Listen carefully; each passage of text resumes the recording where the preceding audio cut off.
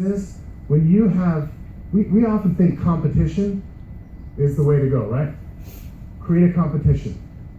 And I say this while you're all on a cruise, that's an incentive. But incentives aren't always the best way, right? If they were the perfect way, there'd be 200,000 people on this cruise right now. But incentives only work for people that have their stuff together. But what people want is feedback.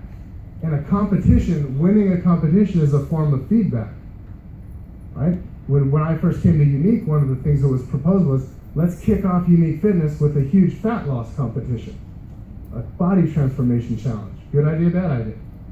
Bad idea, why? How many people win? One. How does that person win? Who knows? Maybe he doesn't eat or throws up after every meal. That's not healthy, right? So for 6 weeks, this one person can go buck wild, eat nothing but wheatgrass, drink nothing but wheatgrass, and but then, there's a gal that's severely overweight. She adopts a reasonable approach to diet, a reasonable approach to nutrition. She's losing weight in a sustainable way. She's making lifestyle changes. But oh, by the way, she has a thyroid condition, so it's harder for her to lose weight. But guess what happens at the end of the 6-week challenge? She has lost yet again one more time in her life. And so that's not helping our employees. So we want to reward consistency versus achievement. Now, rewarding achievement's fine. It's just not the best way to develop intrinsic motivation. People want feedback, positive feedback. They've done tons of tests on this where they put people in 2 rooms, they give them games, and they said, look, if you win this, if you solve this puzzle the quickest, you get $50. With you people, we just want to establish some baselines, right? And then the people that won versus the people that got positive feedback, the losers that got positive feedback, guess who was more motivated the next time around? It was the losers with positive feedback. It wasn't the people that had won. It was the people that they said, you did great at this, you did this, you can do better at this. They were the ones that did the best. And anoint emergent leaders. This is huge. This is where your group starts to run itself. So you don't have to do all the work anymore. This is Matt and Tori, right? Derek and Melanie get to the point. It's time to add emergent leaders to our crew. We're going to empower them to take over this part of the company, this part of the company, this part of the company. We're going to follow up. We're going to make sure that it's up to our community or our company standards. And then we're going to give them positive, specific feedback. Tori, it's not necessary to hand out your resume everywhere. Even though you blew the big secret, you're still an employee. And now Tori is going to be a great employee because she got positive feedback. So anoint emergent leaders. Okay, great. We have a group. We have open-ended questions. We have rules and structure, positive feedback. So now what do we do with this group? How do we form the habits? What is a habit? A habit is something that happens on autopilot. Is going to the gym a habit? No, because I gotta get in my car, I gotta drive to the gym, I gotta scan my card. That's not a habit. That will never be something that you do subconsciously, you just go. Brushing your teeth can be a habit. I get up, I go brush my teeth, I don't think about it once. It's not something that's on my mind, I just go do it. An intention is something that you set a goal for, you plan it out, you do it. I'm gonna go to the gym 5 times this week. That's my intention. The great thing about habits is that they work when we're exhausted, they're less stressful, and there's evidence-based guidelines that you can see because I put all these fancy names under each of these things, that this is backed by evidence. There is tons of research done on habit formation and why it works. This is what a habit is. It's frequent, it's triggered, it's automatic, it's subconscious. It's something that we do all the time. It's usually that something happens because of something else we do. I wake up, then I brush my teeth, right? I go to the bathroom, then I wash my hands. All of us do that, right? Automatic, and it's subconscious. But wait a minute. If we just said that habits and what triggers them are by definition subconscious, so how do we form new habits? How do we form something to go on autopilot to be subconscious. How do we do that? I never got this far in my presentation yet. This is how. The best conditions for habit formation are the best conditions for long-term sustained intentions. Do you remember that word? Habit on one side, intention on the other. Intention is something, a goal that we have a plan to do. So therefore, long-term sustained intentions become habits. When you make it easier to stay focused on the process for long enough, habits form. Anybody have any idea where they form best? You said it. In a community. That's the key right there. Habits form best in a community. That's why this Marine Corps stuff works. That's why AA works. That's why Unique works, because it creates community. If you didn't have all this stuff that pulls the presenters together, I don't know anything about business. Matter of fact, I know negative things about it. I know beyond nothing about business. But I know that Unique wouldn't be unique if you didn't have the community aspect. I think Tori pretty much said as much, and Matt, that this is what drew them to Unique, the community part of it. This is huge. Study after study after study shows us that habits form best in communities. In other words, we set an intention, we do it over and over and over and over and over again. We do it in a community, and then it becomes a habit. So within our communities, in order to create a habit / sustain intention, we need three things. We need to support autonomy, competence, and belonging. We need to minimize necessary willpower. Clearly, I've taken one out and forgot to change the numbers. I apologize for that. Number 2 will be on the mixed cruise. Come back for that one. Number 2 is super duper good. You'll love it, but you gotta come back. That's the key. Number 3, minimize necessary willpower. When we set a sustained intention, this is one of the issues we run into. Me and Derek had a long conversation about this in the steam room at Unique. And I think the reason I was so bold in asserting the things I was asserting was because we couldn't see each other. There was so much steam, so I felt like I was shielded from this power.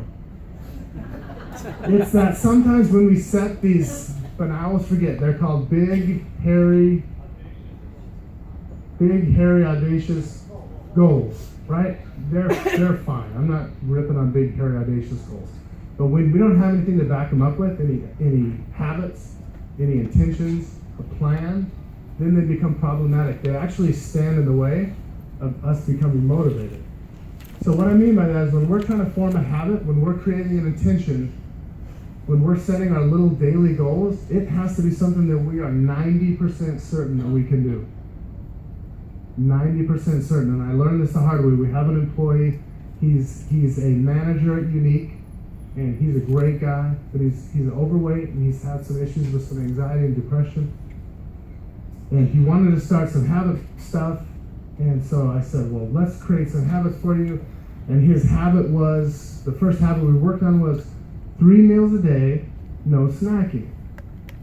This guy's a chronic midnight snacker. And so we said, 1 week, 3 meals a day, no snacking, how'd you do? How far did he make it? 2 days. He didn't make it one night. He failed immediately. And whose fault was that? That was my fault. Why? Because I didn't ask him how sure he was that he could do it. And then I woke up the next morning and he sent me an email and he told me that he failed, and I thought to myself, of course you failed.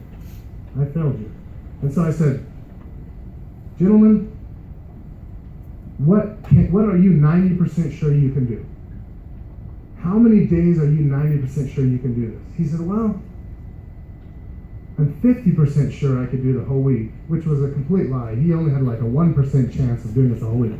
But he said, I'm 90% sure I can do this for 1 day. And so he said, that's the goal, that's the habit. Do you think, did he make it? Yeah. What did the email the next morning say? I did it. I did it. It was like he had just ran the Boston Marathon.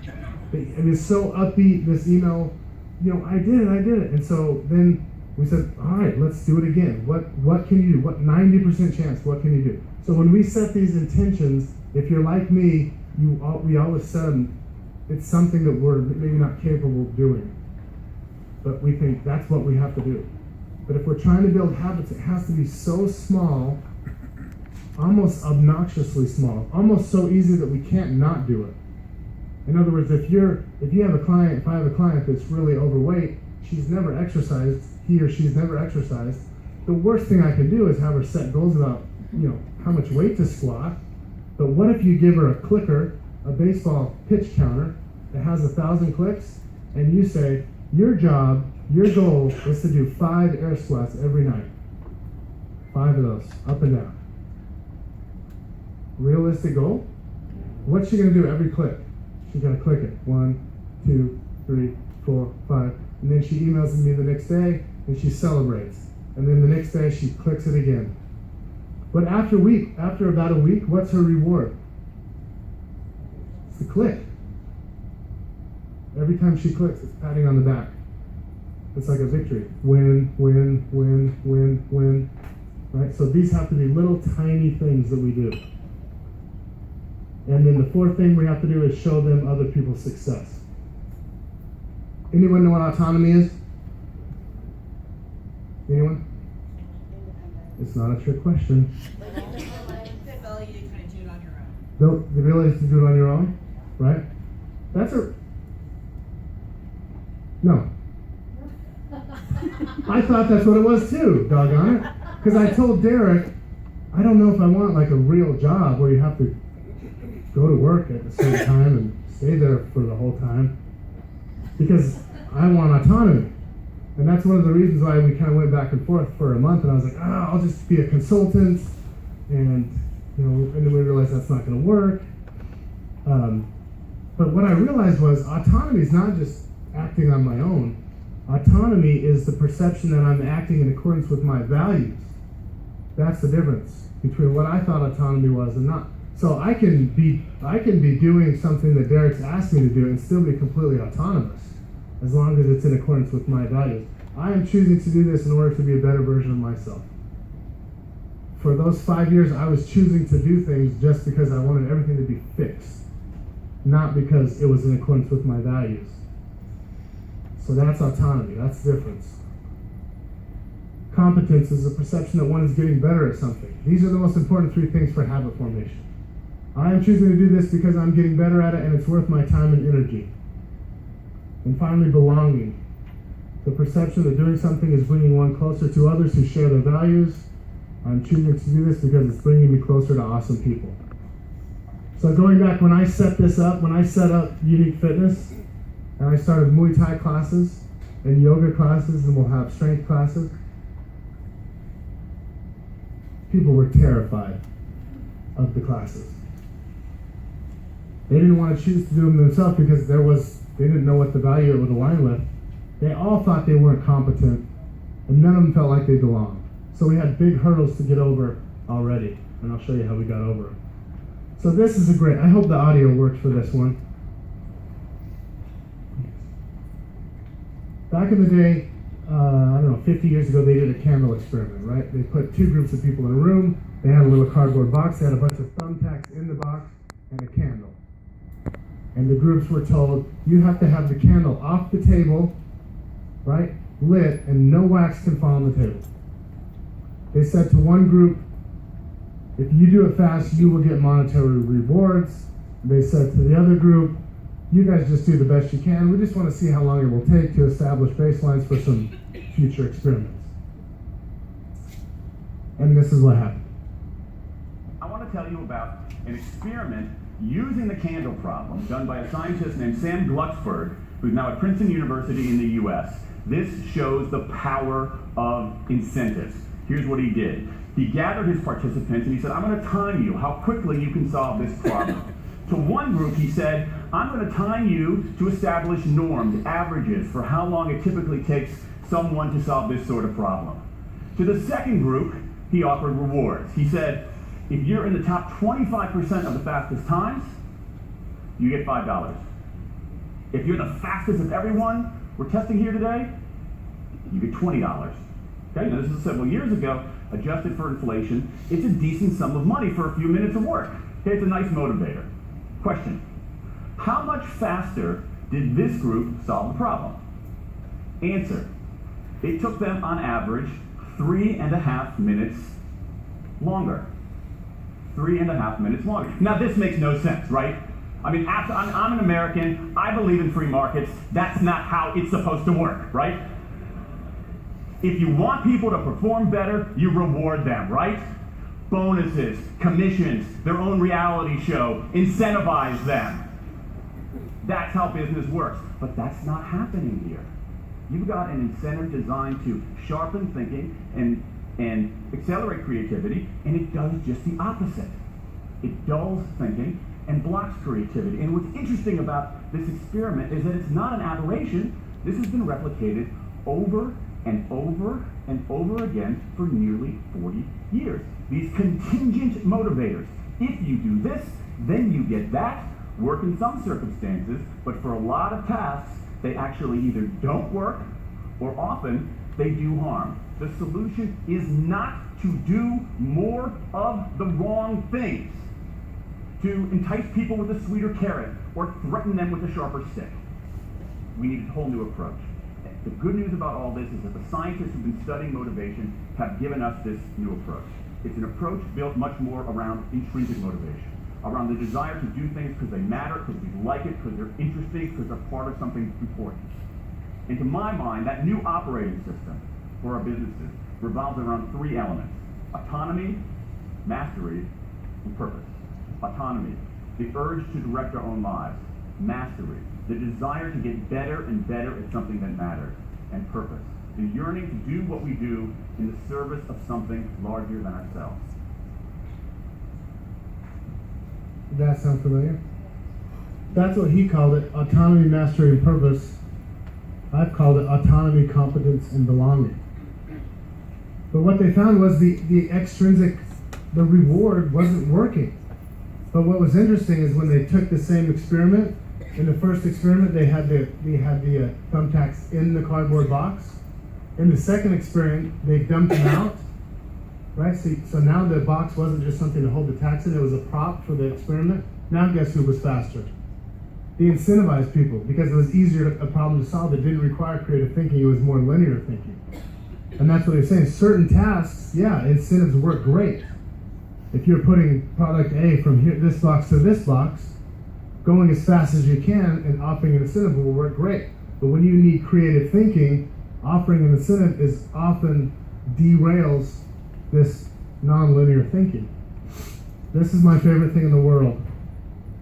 There's a theory called self-determination theory, and an offshoot of that theory is called organismic integration theory. And it goes through the different levels, the spectrum of motivation. Level 1 is called amotivation. That's basically saying, I don't care, I'm not going to do it. I don't take action, I'm defiant, I'm going through the motions. Level 2 is external motivation. My husband's making me, so I'll do it. We're acting only to obtain an external reward or avoid external punishment. This is our kids. This is my kids. This is pretty much why they do everything. I don't want to get spanked, right? Or I want to get a toy, one or the other. This is introjected, level 3. I feel guilty if I don't. I think this is where a lot of us live in our daily lives. Now, they just want to be rewarded internally for doing something. This will be good for my ego and my pride. And they want to avoid internal punishment. They don't want anyone to disapprove of us. Or we don't want to feel guilt or shame about not doing something. Then it's identified. I want to be healthier. Now we're starting to see the value of this. I want to exercise because I want to be healthier. Now it's integrated. I exercise because it's part of who I am. It's in my being. I see the value of the purpose of the task. I'm committed to take action to get the outcome that I want. Last but not least, intrinsic motivation. And who'd have thought? The most motivating factor. This is the most widely researched theory in all of human behavior. Number 1 thing that motivates people. I do it because it's fun. I do it because I enjoy it. Isn't that something? Who'd have thunk it? And what we see at Unique Fitness with the Muay Thai classes is, I realized real quick, that I couldn't call them fitness classes. I needed to tell people just show up to have fun, to be part of the community. Don't worry about weight loss. Don't worry about exercise. Go at your pace. As soon as we reframed it from fitness to fun, people started showing up to the classes. And when they started showing up to classes and having fun, then they started telling their friends how much fun it was, and eventually we're off and running. That's the spectrum of motivation. We have to make things fun. Groups work better than individuals. This is a reality. This is almost always true in addiction. It's almost always true in everything. People rarely change themselves, but communities change people every day. I'm almost finished. Here's what we know. This is what we've learned today. Habits are small goals or intentions that we complete over and over until they're automatic. Communities work better. Autonomy, competence, and belonging. We learn from struggles and success, and groups are better for behavioral change. So what do we do with it? This is how you apply it. This is how we apply it. We find or build a community. We choose an intention. I'm going to eat more vegetables. All of us can have that. We can have the same habit. We scale the intention. I will eat 3 servings a day. You will eat 1 serving at dinner. I will eat 1 carrot before bed. I will eat tomatoes at every meal. We're still doing the same thing, eat more vegetables. We're just doing it in different ways. Now we can all work on the same habit at the same time. It's scalable. We practice and we check in daily. I did it, I did it, I did it. Did you do it? Who did it? I didn't do it. We check in. We let our group know who did it, who didn't do it. We give feedback. Nice work. Good idea on the carrots. I struggle with that too. You might try this, it worked for me. We're giving each other feedback. This is how we do it. And last but not least, you realize you're awesome. Now start over. I'm awesome. I think I'll start over. We get a new intention. We scale it. And that's how you build habits. Create a safe space. Fill it with awesome people who share your values. Listen to them to learn their problems. And then together as a group, as a community, you solve your problems. Thanks for coming, guys. I had a great time. I hope you did too.